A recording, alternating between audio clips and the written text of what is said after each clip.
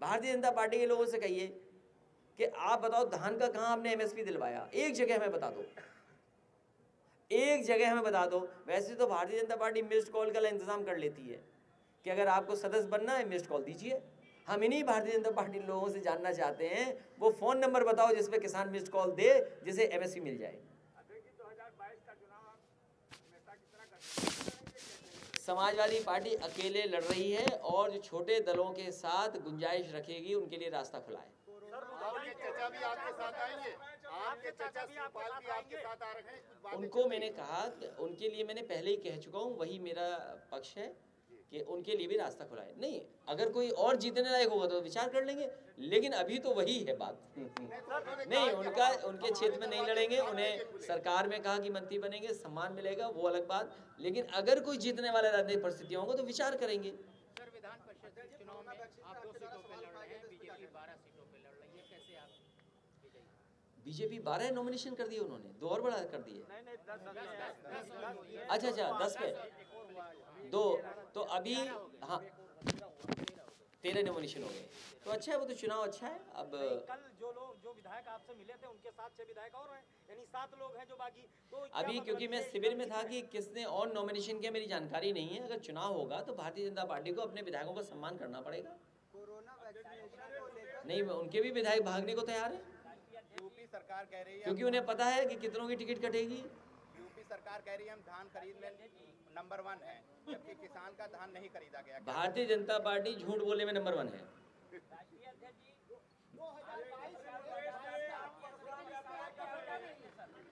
जी एक सवाल। अरे हम यहाँ बैठे जब खींचोगे तो मैं ही आऊँगा ना पीछे। अगर मेरी फोटो खींचोगे तो क्या आएगा, हम और 22 में 22 के। श्रावस्ती में पहले परशुराम मंदिर का निर्माण और उसके बाद प्रशिक्षण शिविर, क्या माना जाए इसे? देखिए, भगवान परशुराम और जितने भी हमारे भगवान विष्णु के अवतार हैं हम सबको मानते हैं। नहीं, हम पहले भी मानते थे और आगे मानते हैं। हमारे गांव में देखिए आप, बहुत पुराना मंदिर है।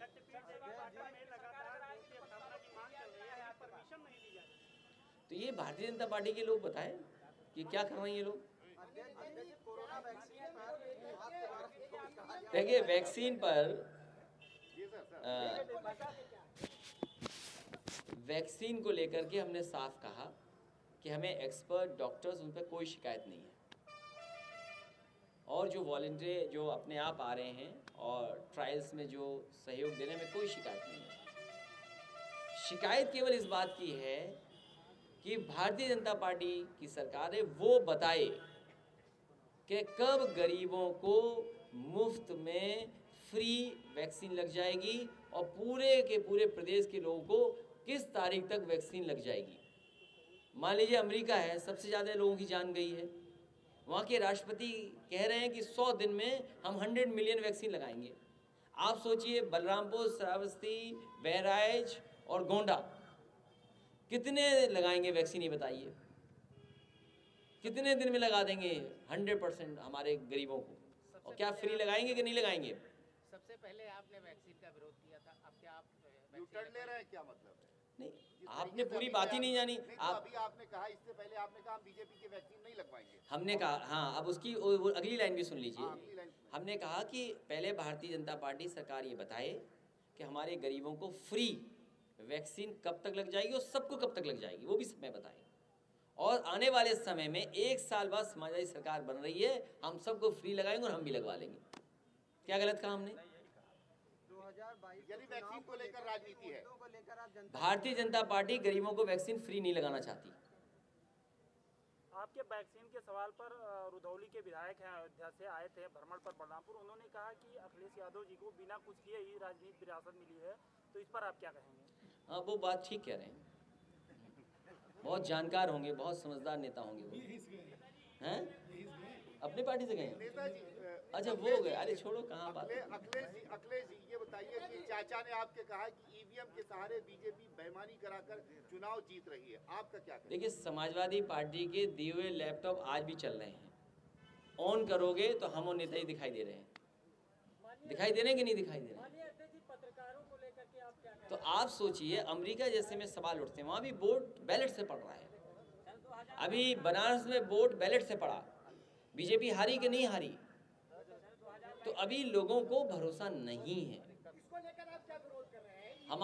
मैंने वर्कर से कहा कि सरकार बनाइए, फिर इसको आगे ले जाइए, क्योंकि उलझिए मत। आप पहले हराइए भारतीय जनता पार्टी को अपना वोट डाल करके।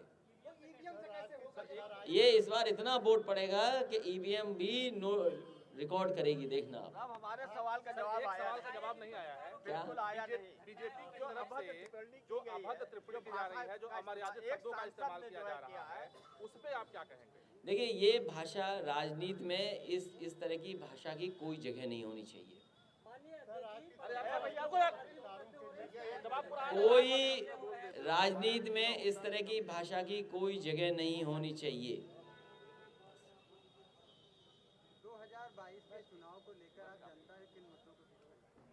इतने मुद्दे हैं कि आपको भी जेल भेज देंगे, ये सबसे बड़ा मुद्दा है। किसी को भी जेल भेज सकती भारतीय जनता पार्टी, किसी पे भी झूठ के मुकदमे लग सकते हैं। और मुख्यमंत्री जी ने, उप मुख्यमंत्री ने और सबने अपने मुकदमे वापस ले लिए। अच्छा, 2 लोग हमारी पार्टी में, वो प्रदीप बौद्ध जी बसपा जोनल कोऑर्डिनेटर हैं, वो समाजवादी पार्टी में शामिल हो रहे हैं। खालिद खां जी हैं, वो भी समाजवादी पार्टी में शामिल हो रहे हैं। दोनों अन्य दल से आए, मैं उनका स्वागत और बधाई देता हूँ। बताओ। समाजवादी पार्टी सरकार आएगी तो पत्रकारों तो जो झूठे मुकदमे लगे होंगे वो वापस होंगे।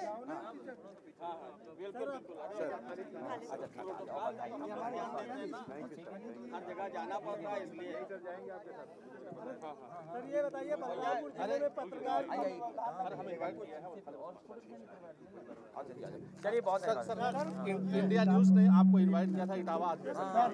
27 को। अच्छा, धन्यवाद सर 27 को देंगे समय। मैं जा रहा हूँ, कल मिल लूंगा। बस ठीक, थैंक यू।